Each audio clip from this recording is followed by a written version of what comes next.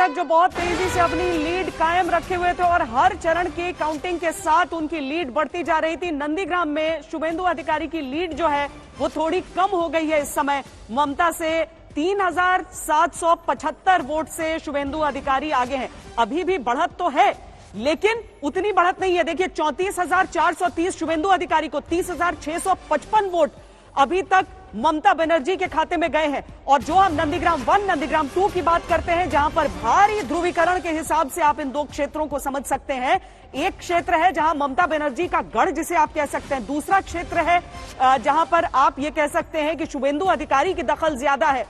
और इन दोनों के बीच जो मतगणना इस समय चल रही है उसमें लीड कम हो गई है शुभेंदु अधिकारी की, लेकिन अभी भी 34,430 वोटों के साथ शुभेंदु अधिकारी आगे और ममता बनर्जी 30,655 वोटों के साथ ठीक उनके पीछे बनी हुई है। बेहद दिलचस्प मुकाबला यह चल रहा है नंदीग्राम की सीट पर। बाकी इलाकों के तो जो आंकड़े हैं वो अभी तक तृणमूल कांग्रेस के लिए बहुत राहत लेकर आ रहे हैं। हमारे साथ विनोद अग्निहोत्री जी भी जुड़े हुए हैं। विनोद जी, ये बताइए कि जिस तरह से ये पूरा मुकाबला बढ़ रहा है, जिस तरीके से अब तृणमूल के कार्यकर्ताओं ने नाच गाना और जो हरी अबीर है उसके साथ खेला शुरू कर दिया है, ममता बनर्जी राहत की सांस लेने लगी होंगी। नंदीग्राम तो ठीक है लेकिन उन्हें यह भी पता है कि उन्होंने एक रिस्क लिया था और उस रिस्क को भले ही नतीजे नकार दें, लेकिन अगर तृणमूल कांग्रेस 200 के पार रहती है, तीसरे टर्म में ममता बनर्जी 200 के पार अपनी पार्टी को अगर ला सकती है, तो नंदीग्राम को माफ करके उनको मुमकिन है कि अपनी सीट पर वापस लड़ने का मौका भी दे दें। देखिए श्वेता जी, अभी तो ये नंदीग्राम की लीड कम हुई है तो मुझे लगता है कि अब थोड़ा और लोगों को इंतजार करना चाहिए। दूसरी बात, मैं दो बातें इसमें कहूंगा। देखिए, पश्चिम बंगाल का भी इतिहास देख लीजिए, जयंत दा मुझे सही करेंगे अगर कहीं गलत हो। यहाँ बंगाली पार्टी बनाम राष्ट्रीय पार्टी चुनाव होता रहा है। सीपीएम जो थी वो बंगाली पार्टी थी और कांग्रेस राष्ट्रीय पार्टी थी और सीपीएम ने उसको लगातार हराया। उसके बाद ममता बनर्जी की पहचान एक बंगाली पार्टी के रूप में टीएमसी की और भारतीय जनता पार्टी एक राष्ट्रीय पार्टी है। तो जो नतीजे आ रहे हैं 200 पार या 200 के आसपास, और भाजपा जो है 80 और 90 के बीच में अटकी हुई है, तो ये उसका एक परिणाम है। दूसरा जो है कि बंगाल में हमेशा लीडर को वोट मिला है, वो विधान चंद्र राय हो, ज्योति बसु हो, सिद्धार्थ शंकर हो या बुद्धदेव भट्टाचार्य तक वो बात रही है। और उसके बाद ममता बनर्जी एक लीडर के रूप में आई।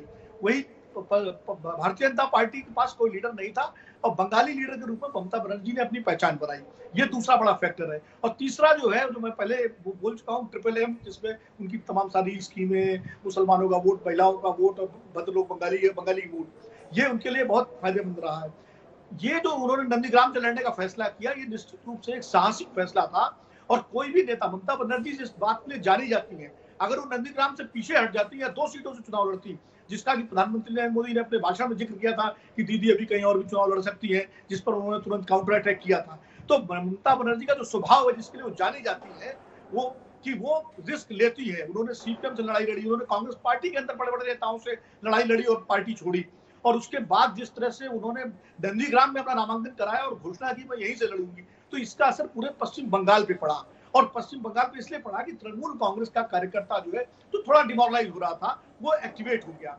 और जो जश्न जो तृणमूल के कांग्रेस कार्यकर्ता मना रहे हैं, चूंकि राजनीतिक दलों का, हर राजनीतिक दल का अपने जमीनी स्तर पर बहुत कनेक्ट होता है। हमारे आप तक खबरें देर से पहुंचती हैं, उनके पास जो उनका नेटवर्क है, वहां से जो सूचनाएं आती है वो काफी उनको उत्साहित करती है अगर वो जीत रहे होते हैं। तो ये जो लक्षण है कि जिस तरह से कोरोना की गाइडलाइंस के बावजूद, चुनाव आयोग के तमाम दिशा निर्देशों के बावजूद तृणमूल के कार्यकर्ता इकट्ठे हो रहे हैं, तो कहीं ना कहीं उनके पास जो जानकारियां आ रही हैं वो उत्साहवर्धक जानकारियां हैं और ट्रेंड भी वही दिखा रहे हैं।